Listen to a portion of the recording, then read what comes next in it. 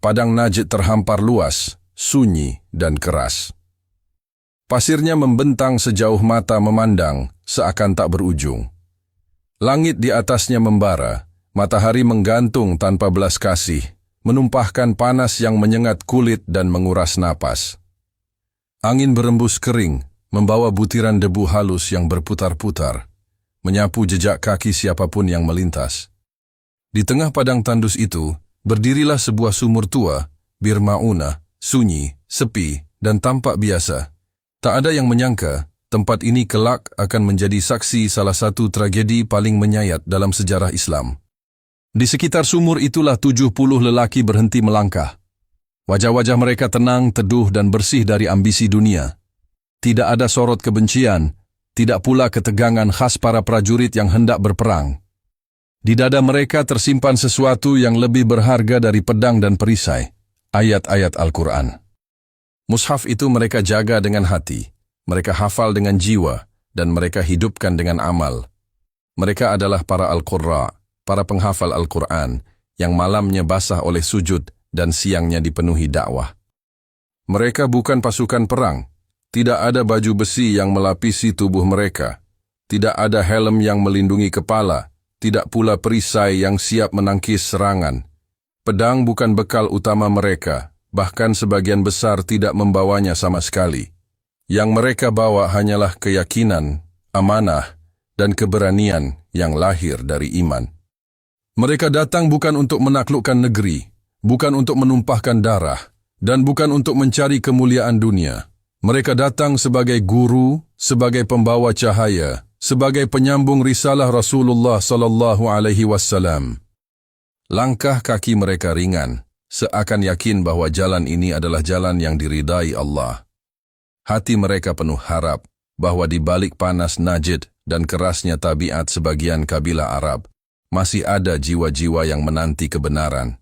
Mereka percaya pada janji perlindungan manusia, namun lebih dari itu, mereka bersandar penuh pada perlindungan Allah.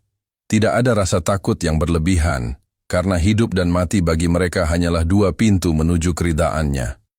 Tak satu pun dari mereka tahu bahwa pasir Najd akan segera memerah. Tak satu pun membayangkan bahwa Bir Ma'unah akan menjadi saksi pengkhianatan paling keji. Di tempat sunyi itulah, dakwah akan disambut tombak. Di bawah langit panas itu, ayat-ayat Al-Quran akan bercampur dengan darah para pembawanya. Mereka datang sebagai guru, dan takdir menuliskan, mereka pulang sebagai syuhada. Peristiwa Bir Ma'unah tidak terjadi dalam ruang hampa. Ia lahir dari sebuah fase dakwah yang sangat sensitif dan penuh luka.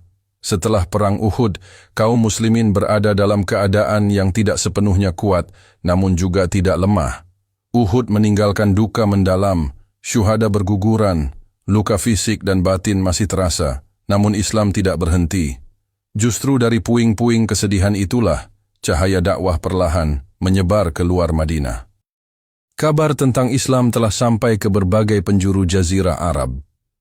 Banyak kabilah mulai mendengar tentang Al-Quran, tentang seorang nabi yang menyeru kepada tauhid, keadilan, dan akhlak mulia. Sebagian hati mulai terbuka, sebagian lainnya masih diliputi curiga. Di sisi lain kebencian Quraisy belum padam. Mereka menelan kekalahan di Badar, merasa menang di Uhud, dan terus menghasut kabilah-kabilah Arab agar memusuhi Islam. Api permusuhan masih membara, tersembunyi di balik senyum diplomasi dan janji manis. Di tengah situasi itulah, datang seorang tokoh dari Najd ke Madinah. Ia adalah Abu Bara Amir bin Malik, seorang pemimpin terpandang dari Bani Amir, yang dikenal dengan julukan Malik An-Ni'mah. Ia bukan seorang Muslim, namun memiliki pengaruh besar dan disegani di kaumnya. Di hadapan Rasulullah SAW, ia tidak menyatakan keislaman, tetapi menyampaikan ketertarikan kaumnya untuk mengenal ajaran Islam. Ia meminta agar Rasulullah SAW mengirimkan para da'i, para pengajar Al-Quran, untuk berdakwah ke wilayah Najd. Permintaan itu tidak langsung disambut dengan keyakinan penuh. Rasulullah adalah seorang nabi yang sangat memahami tabiat manusia dan kerasnya penduduk Najd. Ada keraguan yang tulus dalam hatinya, bukan karena takut, tetapi karena kehati-hatian terhadap keselamatan para sahabatnya. Namun Abu Bara memberikan jaminan perlindungan. Ia berjanji dengan kehormatannya sebagai pemimpin kabilah bahwa para utusan dakwah itu tidak akan disakiti. Atas dasar janji tersebut dan demi tersebarnya Islam, Rasulullah SAW akhirnya mengizinkan. Pilihan Rasulullah SAW tidak jatuh kepada sembarang orang. Beliau memilih 70 sahabat terbaik yang dikenal dengan sebutan Al-Qurra. Mereka bukan orang-orang terpandang karena harta atau kekuasaan, melainkan karena Al-Quran yang hidup dalam diri mereka. Mereka adalah ahli ibadah di malam hari yang berdiri lama dalam salat dan munajat. Di siang hari, mereka adalah da'i yang lembut, sabar, dan penuh hikmah. Kehidupan mereka sangat sederhana. Banyak di antara mereka yang tidak memiliki rumah layak, harta berlebih, atau pakaian yang bagus. Namun mereka kaya dengan iman dan pengorbanan. Dunia tidak mengikat hati mereka, karena tujuan hidup mereka telah jelas, menyampaikan kalam Allah, meski harus dibayar dengan nyawa. Mereka dipilih bukan karena kekuatan fisik, tetapi karena keteguhan hati. Dan dari pilihan inilah, sebuah tragedi besar akan segera dituliskan dalam sejarah Islam. Hari keberangkatan itu tiba dengan sunyi yang berbeda. Madinah seolah menahan napas. Di sudut-sudut kota, para sahabat berkumpul, menyaksikan 70 Al-Qurra bersiap meninggalkan rumah-rumah sederhana mereka. Tidak ada gegap gempita, tidak ada sorak kemenangan, hanya langkah-langkah pelan yang dipenuhi keikhlasan. Rasulullah SAW berdiri mengiringi mereka dengan pandangan yang dalam, seakan ingin menanamkan wajah-wajah itu di hatinya satu persatu. Doa Rasulullah SAW mengalir lembut namun syarat makna. Beliau memohon perlindungan Allah, keteguhan iman, dan keselamatan bagi para utusan dakwah itu. Setiap kalimat doa seperti pelukan ruhani, menguatkan jiwa-jiwa yang akan melangkah jauh ke wilayah asing. Beberapa sahabat memeluk Rasulullah SAW untuk terakhir kalinya, sementara yang lain hanya mampu menundukkan kepala, menahan air mata. Tak ada satupun dari mereka yang tahu bahwa momen itu adalah perpisahan selamanya. Tak ada firasat kecuali ketenangan yang lahir dari tawakal. 70 Al-Qurra itu melangkah meninggalkan Madinah dengan wajah yang sama tenangnya seperti saat mereka datang ke hadapan Nabi. Mereka bukan orang-orang yang mencintai perpisahan, namun mereka mencintai dakwah lebih dari kenyamanan tinggal bersama Rasulullah SAW. Setiap langkah mereka adalah jawaban atas panggilan iman, meski takdir di depan masih gelap dan tak terbayangkan. Mereka adalah manusia-manusia pilihan dalam kesederhanaan. Di siang hari, mereka terbiasa berpuasa, menahan lapar dan dahaga, bukan karena ketiadaan makanan, tetapi karena kerinduan kepada Allah. Tubuh mereka kurus, namun jiwa mereka kokoh. Di malam hari, ketika kebanyakan manusia terlelap, mereka berdiri lama dalam qiyamul lail. Dahi mereka akrab dengan tanah, air mata mereka sering jatuh tanpa suara. Al-Quran tidak hanya mereka hafal, tetapi mereka hidupi dalam akhlak dan kesabaran. Saat berdakwah, lisan mereka lembut.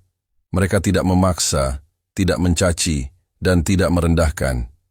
Islam mereka sampaikan dengan hikmah, dengan contoh hidup, dan dengan kasih sayang. Mereka percaya bahwa hidayah adalah urusan Allah, sementara tugas mereka hanyalah menyampaikan dengan jujur dan ikhlas. Perjalanan menuju Najd pun dimulai. Jarak yang panjang mereka tempuh di bawah terik matahari yang membakar. Pasir panas melukai telapak kaki, angin kering menusuk tenggorokan, namun tidak ada keluhan yang keluar dari lisan mereka. Hati mereka penuh keyakinan bahwa langkah ini tidak sia-sia. Jiwa mereka telah siap berkorban, karena bagi mereka, hidup tanpa dakwah bukanlah kehidupan.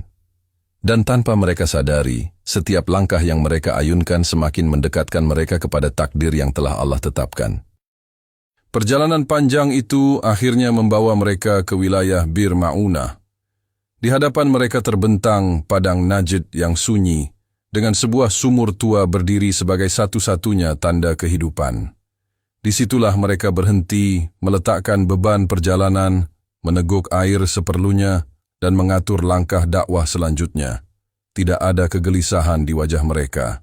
Tidak ada bisik kecurigaan di hati mereka.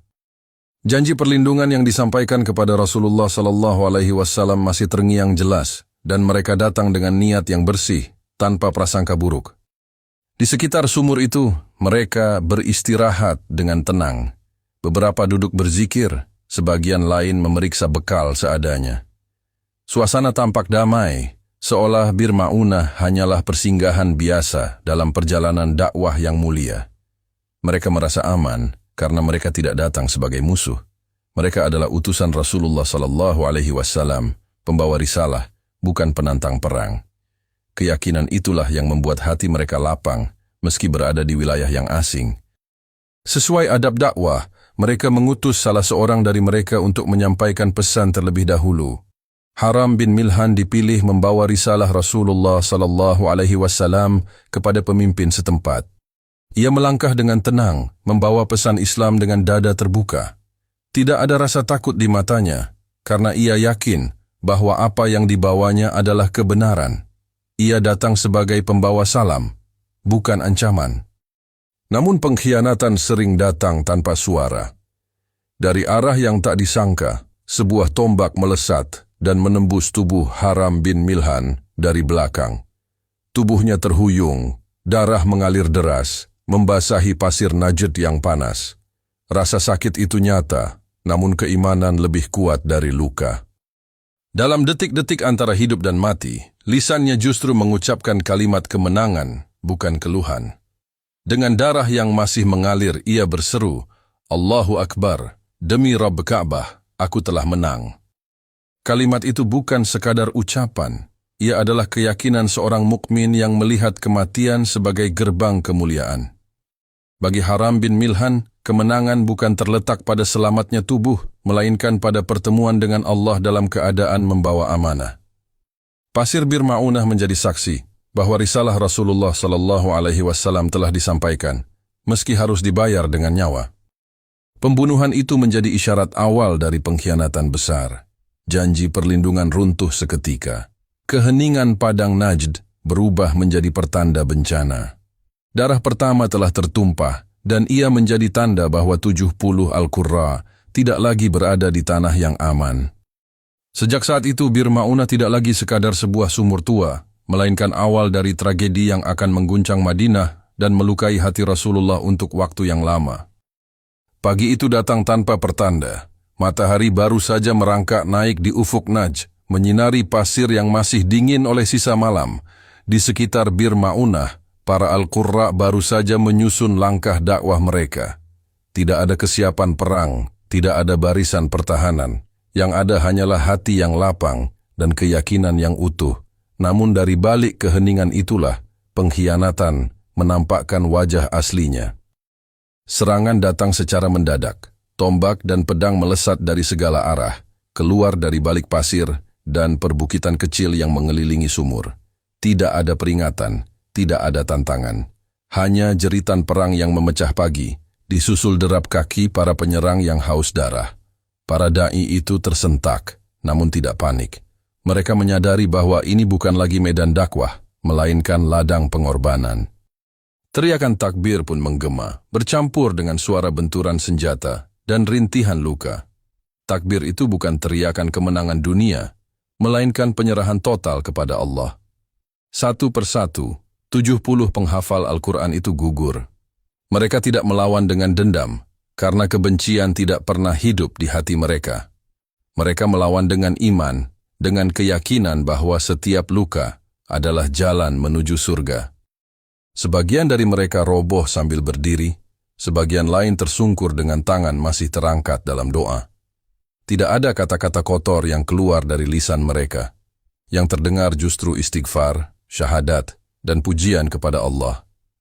Di antara desah napas terakhir, ayat-ayat Al-Quran mengalir dari bibir yang telah berdarah. Kalimat-kalimat suci itu seakan kembali kepada Rabb yang menurunkannya, diiringi ruh-ruh yang terbang menuju keabadian.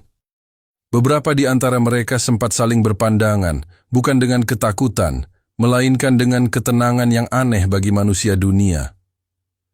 Pandangan itu seolah berkata bahwa janji Allah itu benar, dan pertemuan ini hanyalah awal dari kehidupan yang lebih kekal. Doa-doa terucap lirih, memohon agar Islam tetap tegak, meski para pembawanya tumbang. Tak lama kemudian, tubuh-tubuh itu tergeletak di sekitar sumur Bir Ma'unah. Darah mengalir, membasahi pasir Najd yang kering. Mushaf-mushaf yang mereka bawa di dada kini basah oleh darah para penghafalnya. Al-Quran dan pemiliknya seakan menyatu dalam pengorbanan yang sempurna. Angin padang pasir berembus pelan, seolah enggan menghapus jejak tragedi itu. Pasir Najd menjadi saksi bisu. Ia menyimpan kisah tentang 70 lelaki yang datang tanpa senjata, namun pulang dengan kemuliaan tertinggi. Di sekitar sumur tua itu, dakwah ditulis bukan dengan tinta, melainkan dengan darah para syuhada. Tidak semua dari mereka langsung kembali kepada Allah di Bir Ma'unah. Di antara lautan darah dan tubuh-tubuh yang tergeletak, Allah menakdirkan satu jiwa untuk tetap hidup, bukan sebagai keberuntungan, tetapi sebagai saksi. Dialah Amir bin Umayyah. Ia ditawan, diikat dan dipaksa menyaksikan saudara-saudaranya dibantai satu persatu. Orang-orang yang semalam bersamanya membaca Al-Quran, kini roboh di hadapannya tanpa nyawa. Setiap tombak yang menancap seolah menembus dadanya sendiri. Ia hidup, tetapi hidupnya berubah menjadi luka yang tak pernah benar-benar sembuh. Allah kemudian membebaskannya. Dengan tubuh yang lemah dan jiwa yang hancur, Amir bin Umayyah meninggalkan Bir Ma'unah. Ia berjalan pulang membawa pemandangan yang akan terus menghantuinya sepanjang hidup. Namun tragedi belum berhenti. Di perjalanan, dalam kondisi trauma dan duka yang belum reda, ia membunuh 2 orang dari Bani Amir, tanpa mengetahui bahwa keduanya berada dalam perlindungan Rasulullah sallallahu alaihi wasallam. Kesalahan itu menambah beban di hatinya. Ia pulang ke Madinah bukan hanya membawa kabar pembantaian, tetapi juga penyesalan yang amat dalam. Ketika kabar itu sampai ke Madinah, kota itu seakan kehilangan suaranya. Rasulullah SAW mendengarnya dengan hati yang sangat terluka. 70 Al-Qurra, guru Al-Quran, ahli ibadah, penopang dakwah, telah gugur dalam satu hari. Air mata mengalir dari wajah beliau. Ini bukan sekadar kehilangan sahabat, ini kehilangan pilar umat. Kesedihan itu bercampur dengan amarah yang tertahan, bukan amarah manusia, tetapi luka seorang nabi yang melihat amanah dakwah dibalas dengan pengkhianatan. Selama sebulan penuh, Rasulullah SAW melakukan qunut nazilah. Dalam salat-salatnya, beliau mengangkat tangan dan berdoa dengan kesedihan yang belum pernah dirasakan sebelumnya. Doa itu melaknat para pengkhianat, menyerahkan kezaliman mereka kepada keadilan Allah. Para sahabat di belakang beliau menangis, karena mereka tahu, hati Rasulullah SAW sedang sangat terluka. Lalu Allah menurunkan penghiburan dari langit. Sebuah ayat turun, membawa suara para syuhada Bir Ma'unah. Sampaikan kepada kaum kami, bahwa kami telah bertemu Rabb kami, lalu dia ridha kepada kami, dan kami pun ridha kepadanya. Ayat ini kemudian dimansuh dari bacaan, namun maknanya tetap hidup selamanya. Allah menegaskan bahwa mereka tidak mati sia-sia. Mereka hidup di sisinya, dimuliakan, diridai, dan berada dalam kemenangan yang hakiki. Namun dampak tragedi ini terasa nyata di bumi. Madinah kehilangan 70 guru Al-Quran sekaligus. Majelis ilmu menjadi sunyi. Umat merasakan kekosongan yang dalam. Bir Ma'unah mengajarkan bahwa dakwah adalah jalan yang penuh risiko. Tidak semua janji manusia bisa dipercaya, tetapi juga mengajarkan bahwa kebenaran tidak pernah kalah, meski harus ditegakkan dengan pengorbanan besar. Dan kini, kisah ini berbalik bertanya kepada kita. Sejauh mana kita menghargai Al-Quran yang sampai kepada kita tanpa darah? Seberapa besar pengorbanan kita untuk dakwah, sementara para pendahulu kita menyerahkannya dengan nyawa? Darah mereka mengalir, agar Al-Quran sampai kepada kita hari ini.